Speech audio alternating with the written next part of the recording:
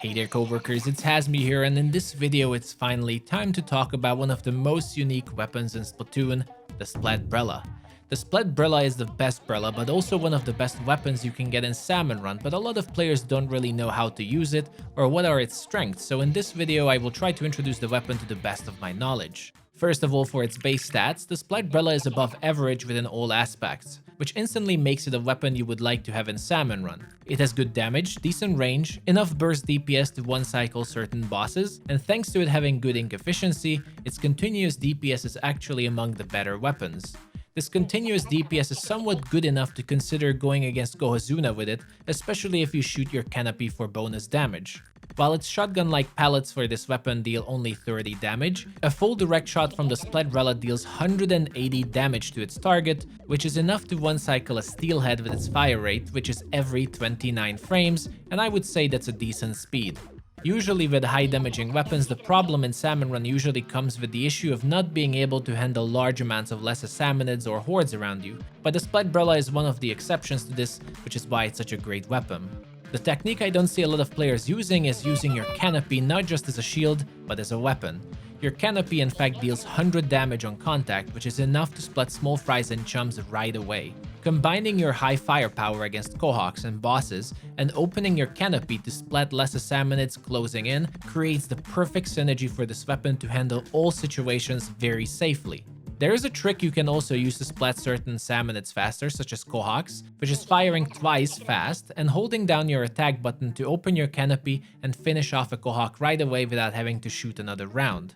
Using the Canopy as a weapon is also the main method of easily taking care of Glowfly Rushwave when there is a Splat Brella on the team, as you can use your Canopy to filter through all the chums and only leave the goldies around for your team to splat, very similarly like a roller. Unfortunately, I do not have a footage of this right now recorded, but demonstrating in the training room is enough to see what you are supposed to do, simply shooting and holding your Brella while letting all those Glowfly chums splat on it. Practicing the rhythm of shooting when needed or opening the Canopy after your shots is an important technique for Brellas and is the key to fully embracing the weapon and using it to its maximum power.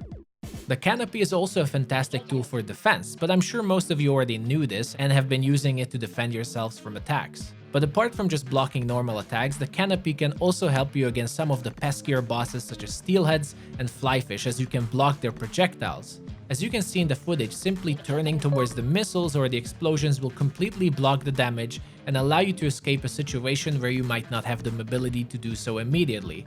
This is also another layer that makes the Splat Brella so versatile.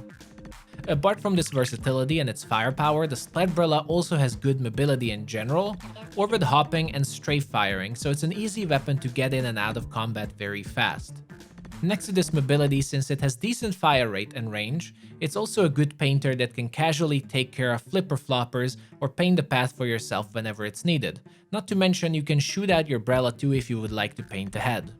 As mentioned earlier, the Splat Brella has enough damage and fire rate to handle most bosses and can even one-cycle steelheads and drizzlers, which is pretty useful. It takes only 3 shots to splat a scrapper from behind, and 7 full shots to splat a big shot. The boss the Splat Brella excels the most against are stingers, as your pellets can hit multiple pots at the same time, and so you can remove stingers from the stage faster than others, but not as efficiently as a blaster could. Overall, due to its firepower, decent enough range that is needed in Salmon Run to handle all bosses, good ink efficiency and ability to take care of lesser salmonids too with ease, the Splat Brella is among one of the best weapons you can get in Salmon Run, and so I would rate it an S tier weapon. It's very important to learn to use its Canopy well, since as you saw, it's pretty much half of this weapon's strength, and without it, you are somewhat just like a weaker blaster. I wouldn't say it's too hard to use, the only trick you need to learn is the rhythm to open the Canopy when you need it, and remember to use it against chums and small fry, but all of this is fortunately very easy to practice in the training room. But that is it for our weapon introduction to the Splat Brella. As you can see, I'm in the middle of some major visual rebranding for the channel, and I worked a lot to create these effects and designs, so I do hope you enjoyed it all. Expect more like this very soon, and I intend to create even more in-depth and visually easy to understand guides moving forward. If you like this video, remember to like and subscribe, and there's much more on the rest of the channel if you're interested. Thank you so much for watching everyone, and I'll see you all the next time.